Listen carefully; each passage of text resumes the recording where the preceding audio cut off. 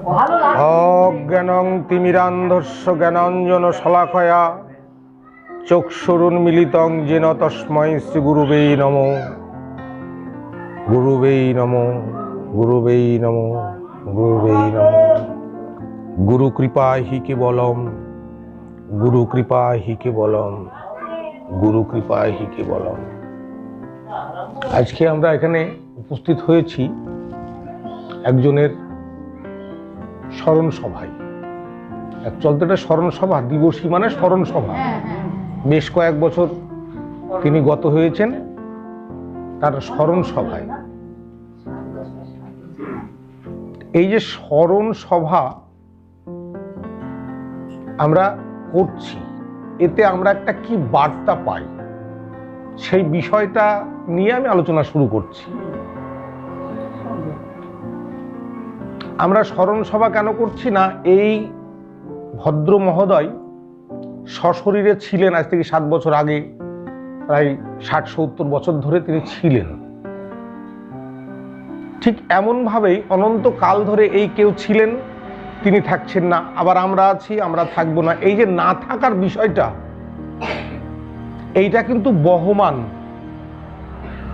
আমরা এই জগতে কেউই কিন্তু থাকতে আসিনি, সবাই এসেছি ক্ষণস্থায়ী একটু সময় নিয়ে। এই যে ক্ষণস্থায়ী সময় নিয়ে আমি এসেছি, যে আমি এর আগে আলোচনায় অল্প আলোকপাত করেছিলাম যে আমরা এসেছি মর্ত্যধামে। তাহলে মর্ত্যধাম গোদা বাংলায় এটাকে বলা হয় মৃত্যুর আলয়, যেখানে আমরা মরবই। শুধু এই আমরা যাদের জীবন আছে, মানুষ এইরকম মরবে এমন কিন্তু না। এই জগতের সমস্ত কিছুই নষ্ট হবে। আমাদের যে জীবন আছে, আমরা মানুষ, আমরা মরে যাব। তারপর পশু পাখি কীট পতঙ্গ সবাই একদিন মরে যাবে, আবার সৃষ্টি হবে।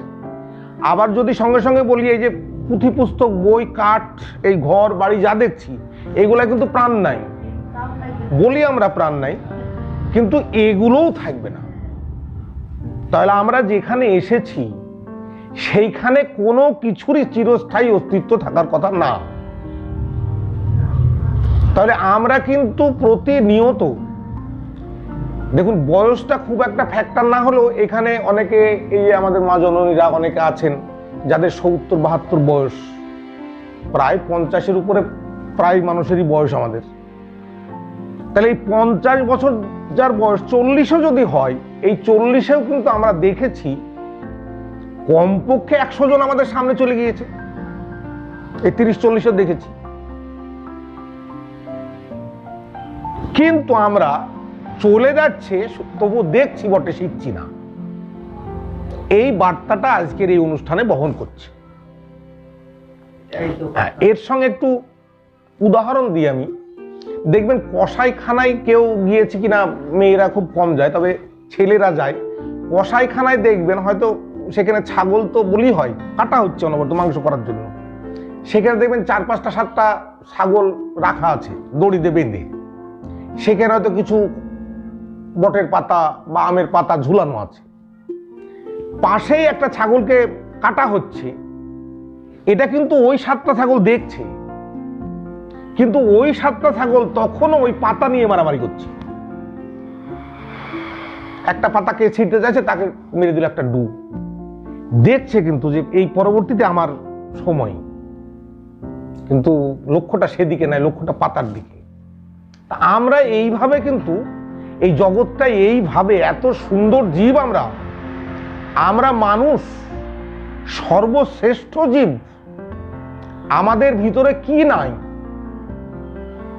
ভগবান সমস্ত কিছু দিয়ে তিনি আমাদের ভিতরে বসে আছেন। তবুও আমরা দেখছি যে ওই ভগবত সত্তার সঙ্গে একদিন আমাকে বিলীন হতে হবে, কিন্তু আমরা দুটো ওই কাঁঠালের পাতা বা বটের পাতা নিয়ে ঢিপাঢিপি করছি। এই ঢিপাঢিপি যেন না করি, এর জন্যই আজকের এই অনুষ্ঠান। যে আমরা সকলেই কিন্তু এখানে থাকবো না, কেউ নাই, ছিল না, থাকবে না, আগামীতে যারা আসবে তারাও থাকবে না। তাহলে এই যে থাকবো না, তাহলে আমাদের কি করণীয়?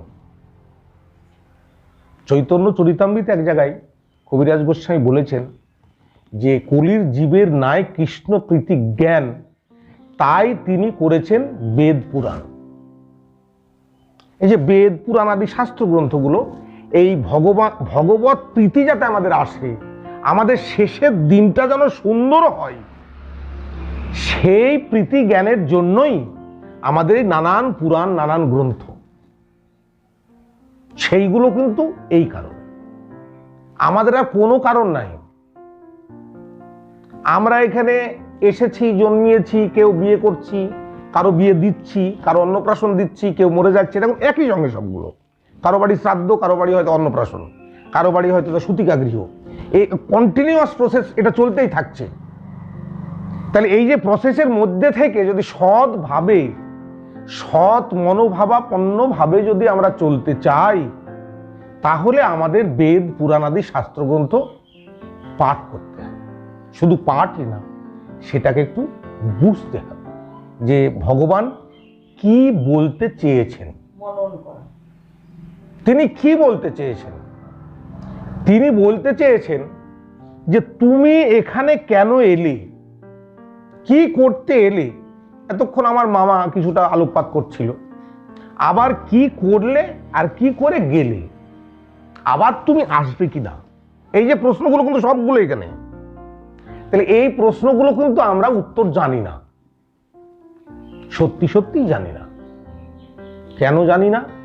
না, শাস্ত্রে আপনারা পড়েছেন যে আমরা যখন মাতৃগর্ভে ছিলাম, সেই নাড়ির মধ্যে জড়িয়ে, তখন যখন 7 মাস বয়স আমার জ্ঞান ফিরেছিল একটু, তখন ভগবানকে জোড়হাত করে বলেছিলাম, হে ভগবান, এই কষ্টের মধ্যে আমাকে রেখো না, তুমি আমাকে এখান থেকে উদ্ধার করো, যেখানে আমি অন্ততপক্ষে একাকী থাকতে পারি, একা থেকে সেখানে তোমার নাম গুণগান আমি করব, তোমার হয়ে থাকব। এবার এই বলে ভগবানের কাছে আমি অঙ্গীকার করেছিলাম। তার কিছুদিন পরে ভগবান আমার কথা শুনেছেন, ঈশ্বর ভগবান যাই বলি না কেন, তিনি আমাকে ভূমিষ্ঠ করলেন। ভূমিষ্ঠ করার সময় যদি আমরা একটা আক্ষরিক গোদা বাংলায় বলি, এই যে কেউ কেউ এরকম শব্দ, মানে আমরা যে ছেলেটা কাঁদছে দেখবেন ক্যাও ক্যাও এটা শব্দ হয়। যদি আমরা এই শব্দটাকে কেউ বলি, বা কেউ যদি বলে কিয়া হুয়া, মানে এরকমই কাঁদে না, মানে মেয়েগুলো, ছোট ছোট ছেলেগুলো, এই যে কিয়া হুয়া বা কিয়া, এই যে শব্দটা, আমরা যদি সেই শব্দটাকে একটু খুব তাৎপর্যপূর্ণভাবে দেখি, তাহলে দেখা যাবে আমি এসেই বলেছিলাম এ কি, এ কোথায় বলেছিলাম। আমার মা বুঝতে পারেনি, নার্স ও কথা বুঝতে পারেনি। মা ভেবেছিল বোধহয় কোলে নেওয়ার জন্য, ওই মাটিতে পড়েছে, বোধহয় কোলে নেওয়ার জন্য আমার ছেলে কাঁদতে শুরু করেছে। মা আমাকে কোলে তুলেছিল। তাও যখন আমার কান্না থামেনি, আমার দাইমা, এখন দাইমা না, যদি হসপিটাল দাইমাই বলি, দাইমা ভাবলো বোধহয় মায়ের নাড়ির সঙ্গে যোগ আছে, তো টানাটানি লাগছে, বোধহয় কাটলে ঠিক হয়ে যাবে, কেটে দিল। তাও যখন কান্না চুকলো না, দাইমা তখন একটু মধু আনতে বললো, মধু মুখে দিয়ে দিল।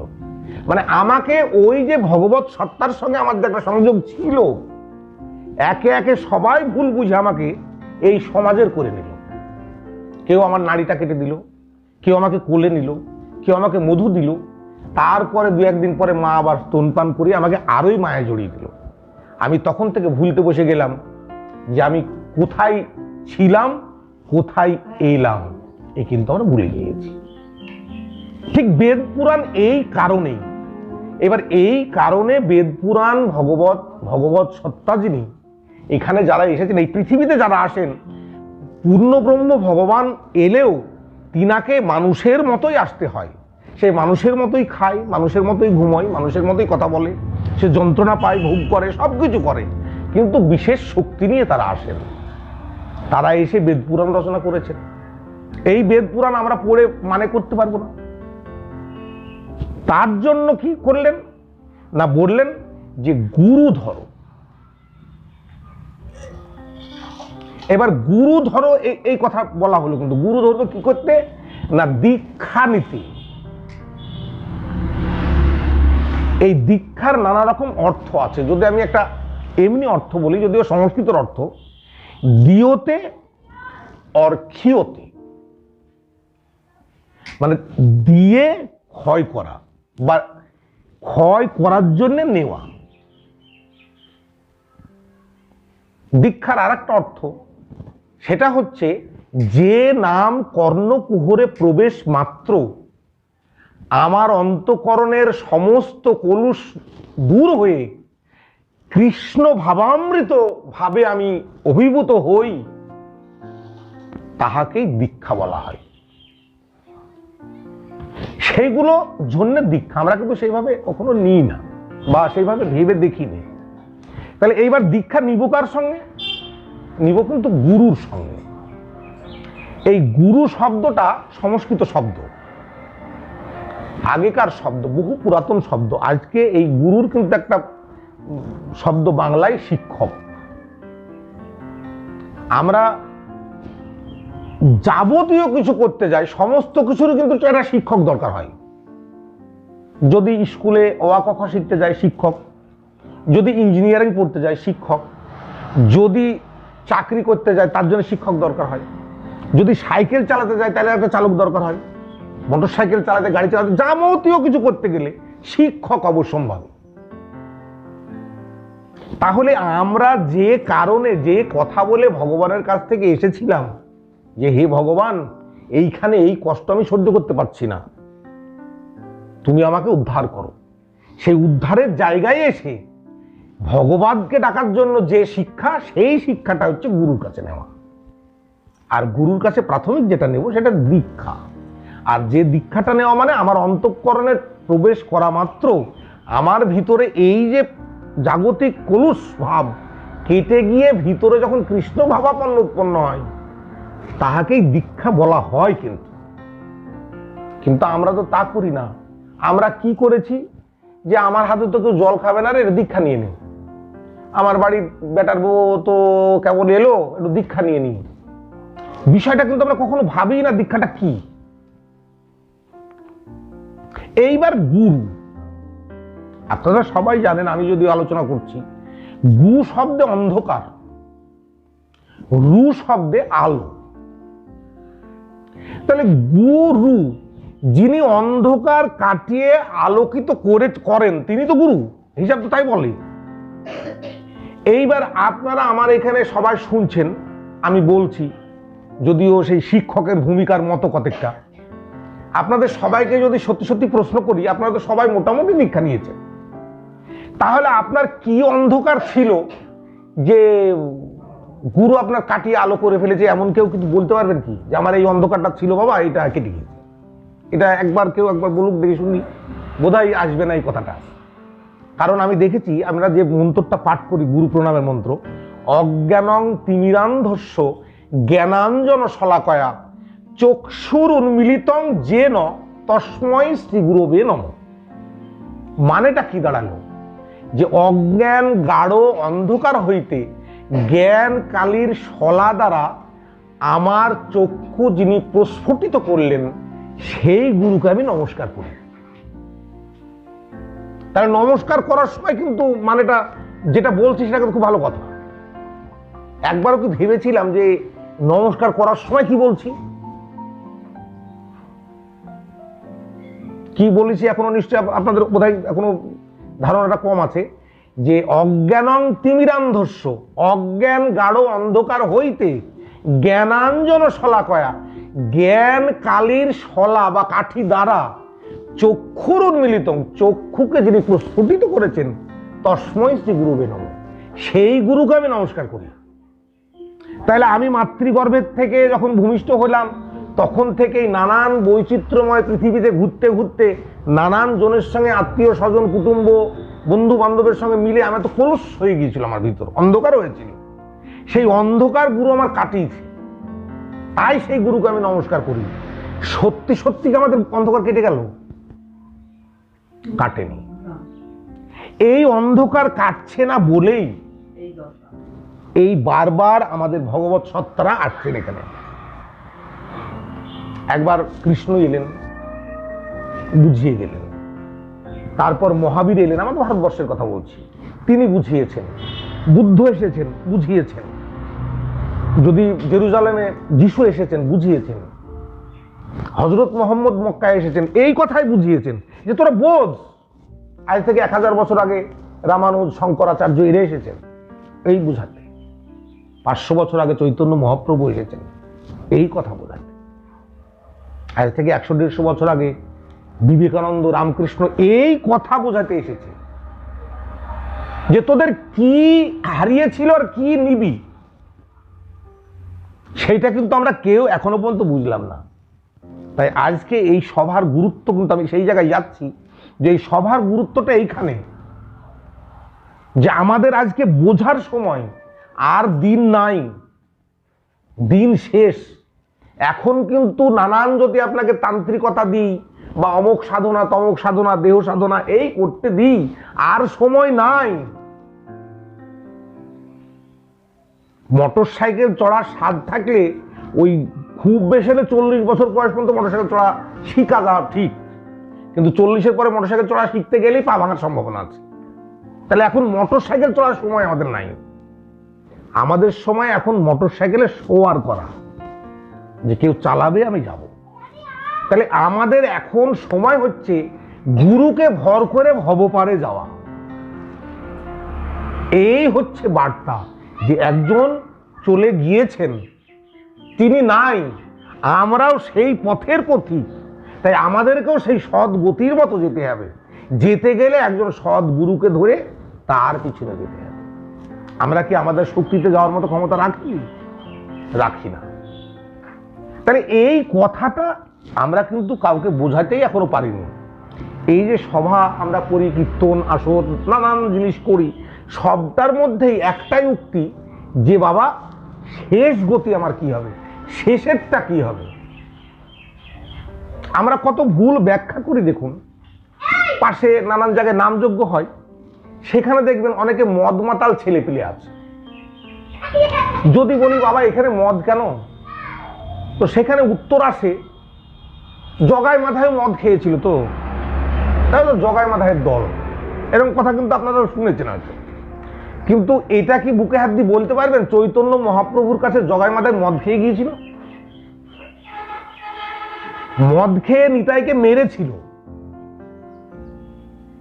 কিন্তু চৈতন্য মহাপ্রভুর কাছে যখন জগায় মাথায় গেলেন তখন মদ খেয়ে না, স্নান করে তিনি পায়ের পড়ে সমস্ত কিছু সঁপে দিলেন, যে আমার মদ নাও, আমার মাতাল্লামি নাও, আমার অন্ধত্ব নাও, আমার মূর্খামি নাও, সব তুমি নিয়ে নাও। এই কথা যখন বলেছিলেন, চৈতন্য মহাপ্রভু, যিনাকে গৌরাঙ্গ বলা হয়, যিনি সোনার মতো দেখতে, তিনি এই জগায়ের মাথায়ের এই নাও শব্দ শুনে নীল হয়ে গিয়েছিলেন। সেই সময় জগায় মাথায়ের এত পাপ ছিল। তাহলে আমরা কিন্তু এইটা ভাবিনি যে ওইটা ছেড়ে আসার কথা ছিল। আমরা কিন্তু এখনো ছাড় দিই, তো জগায় মাথায় ছিল, ওরা খাক, এটা তো না। আমরা এখানে যখন বসেছি, কাদের দরকার? ওই যে বললাম মোটরসাইকেল চড়া শিখতে গেলে তো দরকার ইয়ং বয়সটা, যে বয়সে আমাদের সবকিছু করা সম্ভব। সেই বয়সে আমরা আমাদের ছেলেদেরকেও ডাকি না। এইখানে আমরাও কিন্তু শেষ জায়গায় এসে যখন আমাদের কিছু করার নাই, তখন এইখানে বসছি। তাই আমার পক্ষ থেকে বার্তাটা হচ্ছে এই মানুষটার মতো আমাদেরকেও একদিন যেতে হবে। সে আপনার নাতি হোক, আপনার ছেলে হোক, আপনি হন, সমস্ত মানুষকে একই পথে যেতে হবে। মৃত্যু অবশ্যম্ভাবী, সমস্ত কিছু মিথ্যা হতে পারে। আজকে দেখেন পৃথিবীতে 4300 রকম ধর্ম। আমরা হয়তো ভাবি আমরা হিন্দু মানে এটাই শেষ ধর্ম, কে বলছে সনাতন এটাই শেষ ধর্ম, বৈষ্ণব এটাই শেষ ধর্ম, ইসলাম, খ্রিস্টান, নানান ধর্ম, 4300 রকম ধর্ম আছে। তাহলে সবাই কিন্তু ভাবছে আমরা আমাদের পথে যাব, কিন্তু শেষ পরিণতিটা তো হবে এক, সেই সমস্ত ধর্মগুলো মিথ্যা হোক, কিন্তু মৃত্যু মিথ্যা না। মৃত্যু কি মিথ্যা? মৃত্যু হতেই লাগবে। সে কি মুসলমান, কি খ্রিস্টান, কি হিন্দু, কি সনাতন, কি শাক্ত, কি বৈষ্ণব, সমস্ত মানুষের মৃত্যু অবশ্যম্ভাবী। তাই মূল বিষয়বস্তু সমস্ত অবতার এসে এই মৃত্যুর প্রস্তুতি নিতে বলেছিলেন যে হে কলিহত জীব, তোমরা বেশি দিন এখানে থাকবে না, তাই এখানে থেকে যাওয়ার জন্য প্রস্তুতি নাও। এই প্রস্তুতিটা কি না, রাজপথ দিয়ে চলো, গলিগুজো দিয়ে কেন যাবে? তোমার সামনে মহাপুরুষরা এসে, আমার শক্তির অবতারে এসে তোমাদেরকে রাজপথ দেখিয়েছে, এই পথ দিয়ে আমার কাছে এসো, আমি তোমাদেরকে পাঠিয়েছি, তুমি সেই রাজপথ দিয়ে আবার ফেরত আসো। এই কথা কিন্তু আমরা কারোর শুনছি না।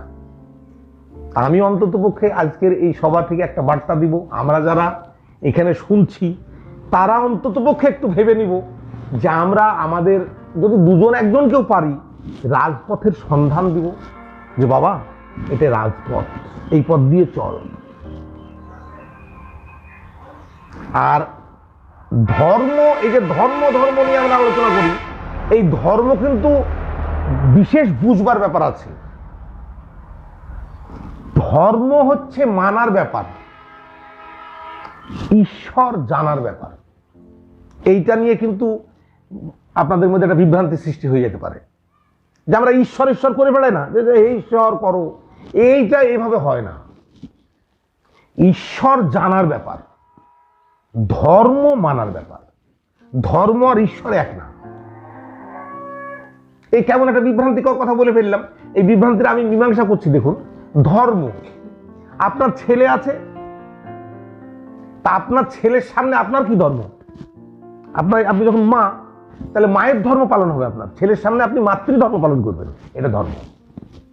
ছেলে আপনাকে মায়ের মতো স্নেহ করবে, ভক্তি করবে, এটা যে ছেলের ধর্ম, সন্তানের ধর্ম। সূর্য উঠে সূর্যের আলো দিয়াই ধর্ম, অন্ধকার দিতে পারে না।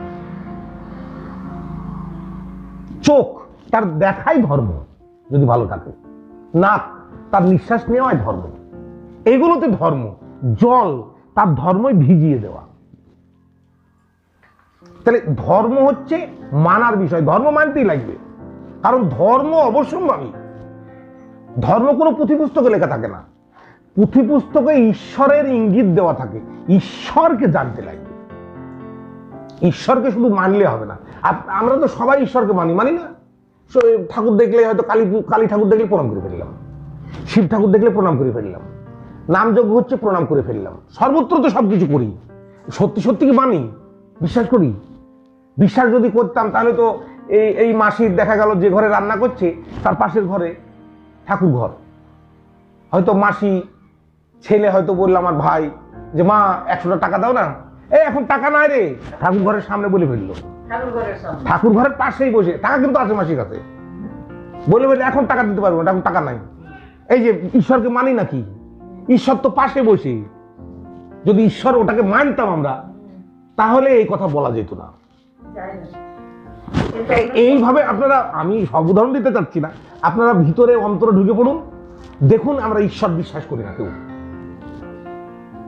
ঈশ্বর বিশ্বাস এইভাবে হয় না, ঈশ্বরকে জানতে হবে। ঈশ্বর কি, ঈশ্বর কেমন, ঈশ্বরকে মানবো কেন, ঈশ্বরকে জানবো কেন, এই প্রশ্নগুলো ঈশ্বরীয় প্রশ্ন। লালন ফকির একটা গান বলেছেন যে বেদে নাই যার রূপরেখা, পাবি সামান্য কি তার দেখা। কোন বেদে কোনো রূপরেখা নাই। আর একদিন মাস্টারমশাই আপনাদেরকে বলছিলেন, দেখলাম, আমি শুনছিলাম পরে, যে ব্যাসদেব তিনি 4 বেদ, 14 শাস্ত্র, 18 পুরাণ সমস্ত রচনা করেছেন। করার পরে ব্যাসদেবকে জিজ্ঞাসা করেছিলেন কৃষ্ণ, তুমি কি রচনা করলে? বলল, হে কৃষ্ণ, কৃষ্ণ তো ব্যাসদেবের চেয়ে ছোট বয়সে, ব্যাসদেবকে ঋষি বলতেন, আবার কৃষ্ণকে সম্মান করতেন, কারণ ভগবান মানে সর্বশক্তিমান এটা জানতেন। কৃষ্ণকে জোড়হাত করে বলেছিল যে হে কৃষ্ণ, আমি তোমার কীর্তি রচনা করেছি। তুমি যা করেছো, এই জগতে যা যা করছো, যা যা করেছো বা যা যা করবা, সেইগুলো আমি রচনা করেছি। বললে যেগুলো তুমি রচনা করেছো এগুলো তো আমার ঐশ্বর্য রূপ। এইগুলোতেই জগতের ঐশ্বর্যের রূপ, এই রূপ দিয়ে তো আমাকে পাওয়া যায় না। তুমি আমার রূপ নিয়ে ব্যাখ্যা করেছো, আমার রূপ কোনটা? তুমি কোনটাকে আমার রূপ বলবে? কৃষ্ণ, কালী, শিব, কোনটা? আমার রূপের তুমি কি ব্যাখ্যা করতে পারো? তাহলে তুমি আমার রূপ নিয়ে ব্যাখ্যা করেছো, আমার বসন ভূষণ নিয়ে ব্যাখ্যা করেছো, আমার থাকার জায়গা নিয়ে ব্যাখ্যা করেছো। এইগুলো তো সব মানে ঐশ্বর্যময়। আমি এতে নাই, আমি আছি মাধুর্যে। এই মাধুর্য কোথায় পাওয়া যায়? বৃন্দাবনে। আর বৃন্দাবনে যেতে গেলে ভক্তি দরকার। তো হে ঋষিবর, তুমি ভক্তির জন্য কি লিখেছ? ঋষিবর বললেন যে হে প্রভু, আমি তো এই কথা মনে করিনি কখনো। আমি তো মনে করেছি কৃষ্ণ সম্বন্ধে শুধু এই কথাই বলে যাবো। বলে এই কথা বললে মানুষ কি বুঝবে? তুমি তো মূল জায়গায় যাওনি, যে আমার জন্য কি শ্রেষ্ঠ জিনিস সেইটাই তুমি জানো না। তুমি আমাকে দ্বারকা শ্রেষ্ঠ ভেবেছো, তুমি ভেবেছো হস্তিনাপুরে আমি শ্রেষ্ঠ ভাবে ছিলাম, এই যে সবগুলো ব্যাখ্যা করেছো। কিন্তু আমি কি বলি, আমি একদিন নারদকে বলেছিলাম, নাহং বসামি বৈকুণ্ঠে, নাহং তিষ্ঠামি বৈকুণ্ঠে, যোগিনাং হৃদয়ে নচ, মদ ভক্ত যত্র গায়ন্তি তত্র তিষ্ঠামি নারদ। হে নারদ, আমি বৈকুণ্ঠে বসি না, আমি যোগীদের হৃদয়েও থাকি না। আমি থাকি কোথায়? না আমার ভক্ত যেখানে আমার নাম গুণগান করে আমি সেইখানে তৃপ্তি পাই। তুমি নামের কথা কোথায় বললে? হে ঋষিবর, আমার এই ভক্তের কথা তুমি বলনি, ভক্তের কথা বলো। ঋষি বললেন, প্রভু আমি ভুল করেছি। এই বলে ঋষি অন্তত 18টা শ্লোক লিখেছিলেন পরে, যে আমার ভুল, আমি ভগবানকে এত ছোট করে দিয়েছি। আমরা যারা আধ্যাত্মিকতা নিয়ে আলোচনা করি, এ নিয়ে একটা বিশ্লেষণ আপনাদের শোনাই। সেটা হচ্ছে এমন যে ভগবানের রূপ কেমন। যদি আপনাকে বা কাউকে কোনো একজনকে বিশ্লেষণ করি সামনে, যে আপনার রূপটা কেমন, আপনি হয়তো আয়নায় দেখেছেন, তাই আয়নায় কি ডান চোখটা ডান দেখেন কেউ? আয়নায় ডান চোখ দেখবেন বাঁ চোখ, আয়নায় ডান হাত তুলবেন দেখবেন আয়নায় বাঁ হাত তুলছে, উল্টো দেখছি আমরা। আমরা কি সোজা দেখি কখনো? তাহলে আমার চেহারাকে আমি সত্যি সত্যি জানি? আমি তো উল্টো দেখেছি, ডান চোখটাকে বাঁ দেখেছি, বাঁ চোখটাকে ডান দেখেছি আয়নায়। সত্যি চেহারা কিন্তু আমরা দেখি না। তাই ইসলাম শাস্ত্রে এরকম একটা কথা আছে যে সব রূপে আমার রূপ। তুই কোনটা দেখবি বাবা? সব রূপটাই আমি, এই জগৎটাই তো আমি। তাই আমি সমস্ত জগৎময়, আমাতে ময় কোনো ভক্ত হয়নি। সমস্ত ভক্তের মধ্যে আমি আছি, কিন্তু আমার মধ্যে যে ভক্ত ঢুকে পড়ে তার জন্য আমি সব কিছু ছেড়ে দিই। এই যে বিষয়টা কেউ কখনো আমরা ভাবিনি। আমরা যে ভক্ত হয়ে ভগবানের ভিতরে ঢুকবো, এইটা কিন্তু ভাবি না। আমরা ভাবি ভগবানই আমার কাছে এসে ঢুকে পড়ে। ভগবান এসে আমার ভিতরে আছে। তিনি বলেছেন, আমি সর্বভূতে সর্বং খলবিদং ব্রহ্ম, সর্বত্র ব্রহ্ম। তাহলে সর্বত্র তিনি। তাহলে আমাদের কি করা উচিত? তিনাকে জানা, যে হে ভগবান তুমি কোথায়, আমার ভিতরে তো আছে। তাহলে সেইখানে ঢুকতে হবে। তাই ভগবান বললেন, আমি সবার হয়ে আছি, তোরা শুধু আমার হ, আর কিছু করতে হবে না, আমি সব কিছু করে দেব। এই যে বিষয়বস্তু, এই বিষয় হচ্ছে মূল বস্তু। এইটাই হচ্ছে ভাবার কথা। এটা কেউ কখনো ভাবলাম না। আমরা এই আসরে বসে হয়তো একটু ভাবে গদগদ হলাম, একটু হয়তো চোখের জল ফেললাম। এই চোখের জল কি সত্যি সত্যি ফেলতে পারি না? আজকে যদি আমার ছেলে হঠাৎ অ্যাক্সিডেন্ট করে, তাহলে তো আমি কেঁদে অজ্ঞান হয়ে যাব। কিন্তু ছেলে তো সত্যি সত্যি একদিন মরে যাবে।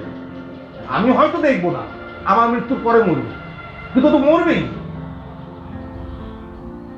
কিন্তু এই ভগবৎ শক্তি, যিনি আমাকে সৃষ্টি করেছেন, এই সুন্দর দেহ দিয়েছেন, যার জন্য আমি এত সুন্দর বিশ্বনাথ, তাকে তো একবার দেখার জন্য কাঁদলাম না? তাকে দেখার জন্য এক ফোঁটা চোখের জল আমাদের ছিল?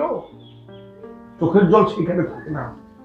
তাই ভগবান বললেন, হে ভক্ত, আমি কিচ্ছু চাই না, এক ফোঁটা গঙ্গা জল, একটা তুলসী দিস, একটা তুলসী পাতা দিস। এই গঙ্গা জলটা কিন্তু ওই গঙ্গায় থেকে আনা না, তোর ভিতরের গঙ্গা জল আমাকে এক ফোঁটা দিস, আর একটা তুলসী পাতা দিস, আমি তাতেই সন্তুষ্ট। কিন্তু আমরা ভাবি না, আমরা ভাবি অনেক ভোগরাগ করতে হবে, অনেক কিছু মানুষ নিমন্ত্রণ করতে হবে। না, তিনি এই কদিন আগে যিনি রামকৃষ্ণ রূপে এসেছিলেন, তিনি বললেন, ওরে ভগবানকে ডাক কোণে মনে আর বনে। এক সমবেত ভাবে ভগবানকে ডাকা যায় না, এক কোণে বসে ডাক, মনে মনে ডাক, আর না হয় বনে চলে যা, বনে গিয়ে ডাক। ভগবানের সঙ্গে একাত্ম হতে গেলে নিজেকে একা হতে হবে। আমরা সে করি না। তবে আমার দীর্ঘ আলোচনা হয়ে যাচ্ছে। আমি আপনাদের কাছে, আমি মানুষ মিলন মন্দিরের মানুষ, যদিও আমার মামা এই গোষ্ঠীর মধ্যে আমাকে সংযুক্ত করেছেন। আপনাদের কাছে আমার তরফ থেকে এই বার্তা, আপনারাও আমাকে আশীর্বাদ করবেন যেন জন্ম জন্মান্তর ভগবানের শ্রীচরণে আমার মতো এই ক্ষুদ্রাতি ক্ষুদ্র জীবের স্থান হয়। আর আপনারাও যেন সত্যি সত্যি ভক্তিমতী মায়েরা যেন ভগবানের চরণে ভক্তি হয়। এই কথা বলে আমি সকলকে শতকোটি প্রণাম জানিয়ে আবার আলোচনা